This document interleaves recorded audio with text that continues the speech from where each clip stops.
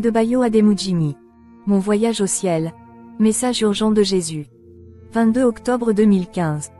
Le Christ arrive, préparez-vous à rencontrer le Seigneur. Par la grâce particulière de Dieu, j'ai découvert l'évangile de Jésus-Christ il y a quelques années. Tout en confessant mes péchés à genoux dans la prière, en implorant le pardon avec foi au sang de Jésus-Christ, Jésus m'a fait miséricorde et a sauvé mon âme, je suis né de nouveau. J'ai avancé dans les prières, il a sanctifié mon âme et m'a ensuite baptisé du Saint-Esprit et du feu. Le jeudi 30 juillet 2015, j'ai entendu une voix audible qui m'a dit « Tu vas embarquer pour un voyage dont tu reviendras peut-être ou non ». Cela s'est produit juste dans le tabernacle alors que je priais à genoux, juste immédiatement après la clinique de la foi par mon surintendant de district DS, pendant la conférence des travailleurs qui a précédé la réunion de camp annuelle récemment terminée de l'église de la foi apostolique à Faith City, IGBSA, État d'Ogun, Nigeria. Par la suite, j'ai commencé à ressentir d'étranges sensations de malaise dans mon corps qui ont poussé les gens à se demander ce qui m'était arrivé. Avec foi, j'ai répondu « Tout va bien ». À minuit de le dimanche 2 août 2015, alors que je dormais dans le dortoir où j'étais logé, une main invisible m'a réveillé et j'ai entendu à nouveau la même voix audible, cette fois me disant d'aller au tabernacle pour prier. À ce moment-là, j'étais très malade et j'avais l'impression que ma tête était divisée en deux. À cause de cela, j'ai commencé à chuchoter quelques prières en m'allongeant. Après beaucoup de réticence de ma part, j'entendis à nouveau la même voix dire « Va au tabernacle et je te guérirai ». Par obéissance, j'ai réussi à me lever et je suis allé au tabernacle. En arrivant sur place, j'ai écrit une demande de prière demandant à Dieu la guérison. Je n'avais plus la force de m'agenouiller à nouveau, mais je ne parvenais qu'à m'allonger devant l'autel pour prier. J'ai fait signe à un huissier à proximité de me faire venir n'importe quel ministre de Dieu pour prier pour moi. À ce moment-là, il semblait que la fin était venue. Je me suis souvenu que l'huissier était revenu seul, s'était agenouillé à côté de moi et avait commencé à prier pour moi. C'est après tout l'incident, l'huissier m'a raconté plus tard qu'il avait fait cela à la demande du ministre qu'il avait vu et qu'en revenant vers moi, il avait entendu la voix audible de Jésus que j'avais subi une attaque de flèches sataniques.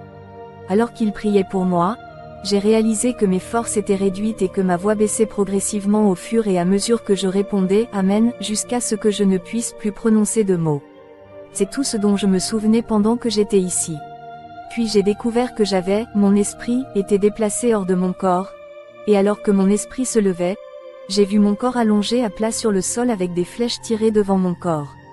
Alors que je me détournais de mon corps, j'ai vu le Seigneur Jésus debout à côté de moi, plein de gloire, et il portait un visage rayonnant, si brillant que je ne pouvais pas regarder son visage.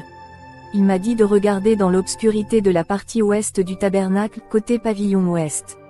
J'ai vu des gens dans l'obscurité tirer des flèches sur mon corps qui gisait sur le sol, j'ai alors réalisé que la maladie était le résultat de l'attaque. Je lui ai alors demandé avec anxiété qui étaient ceux qui tiraient ces flèches, mais il m'a répondu que je n'étais pas obligé de les connaître. Paradis. En un clin d'œil, nous étions hors du tabernacle et dans une atmosphère bien différente. L'endroit était rempli de gloire, de belles maisons, des paysages impressionnants, plus que les mots ne pouvaient exprimer. J'ai immédiatement su que nous étions au paradis. Jésus m'a ensuite emmené dans une très belle maison que je ne peux pas décrire avec des mots. C'était la deuxième fois qu'il m'emmenait dans cette maison en particulier.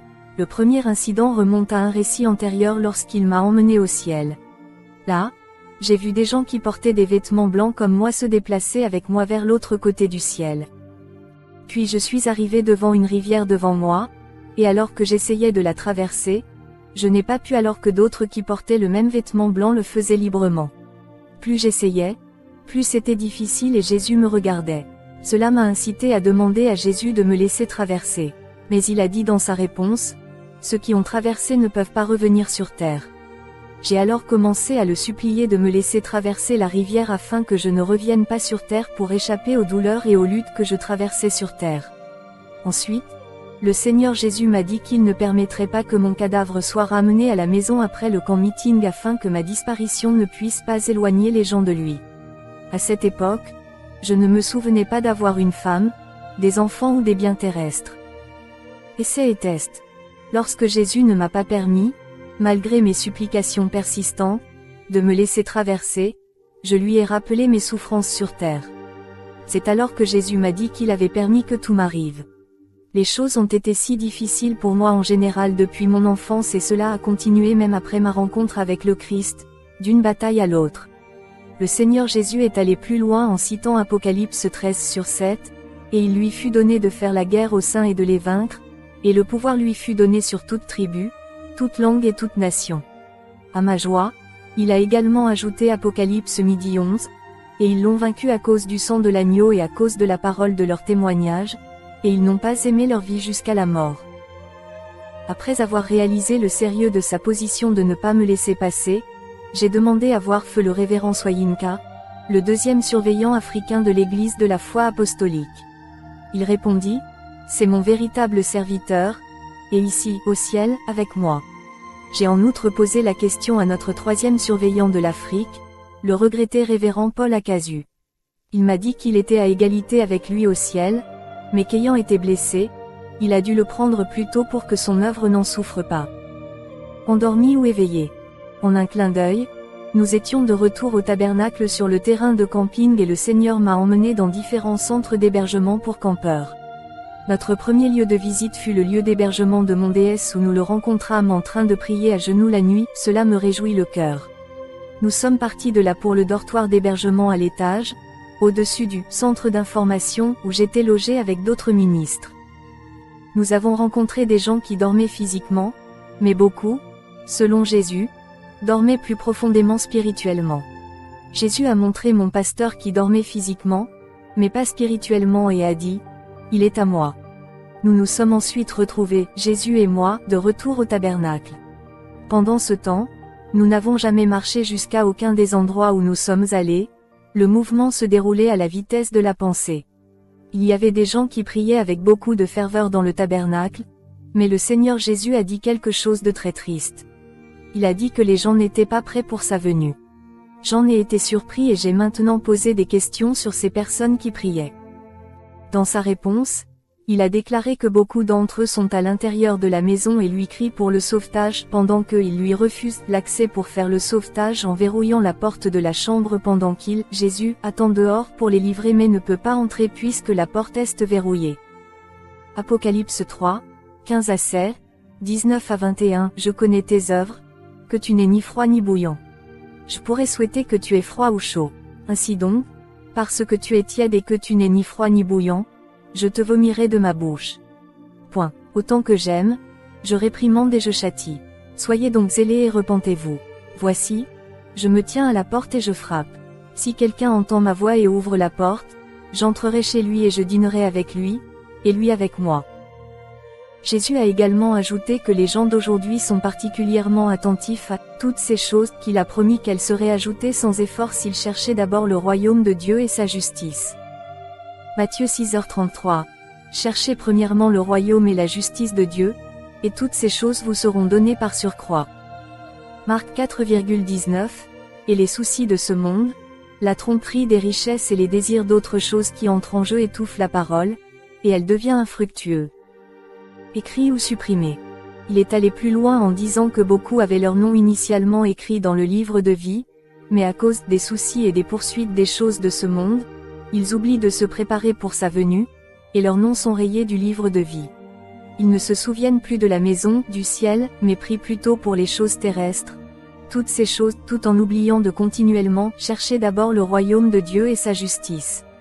Fait intéressant, il a dit qu'il en avait encore quelques-uns qui renouvellent et conservent quotidiennement leur nom dans le livre de vie en se lavant dans son sang. Apocalypse 3, 3-5. Souvenez-vous donc de la façon dont vous avez reçu et entendu, tenez bon et repentez-vous. C'est pourquoi, si vous ne veillez pas, je viendrai sur vous comme un voleur, et vous ne saurez pas à quelle heure je viendrai sur vous. Vous avez quelques noms, même à Sardes, qui n'ont pas souillé leurs vêtements, et ils marcheront avec moi en vêtements blancs, car ils en sont dignes.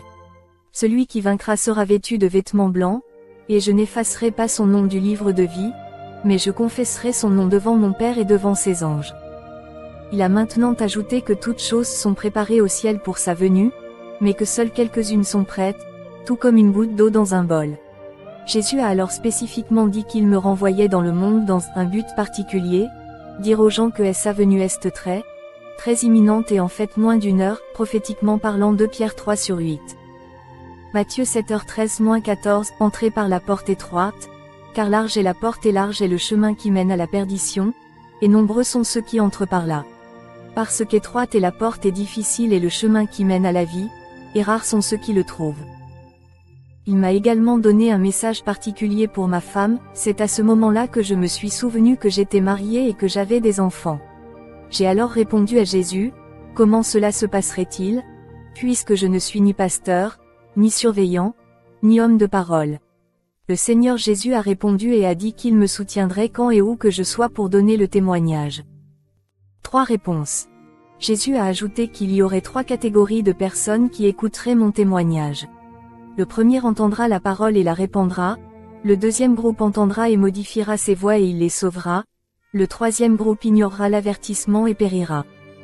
Jésus-Christ me saluait et me félicitait, mais je n'ai pas répondu car je n'étais pas contre simplement parce qu'il voulait que je revienne. Ayant remarqué cela en moi, il a dit, « Je serai avec toi. » Finalement, Jésus m'a demandé de retourner dans mon corps qui gisait sur le sol sur l'autel du tabernacle. Comme j'étais réticent, il m'a instruit une deuxième fois et je suis entré.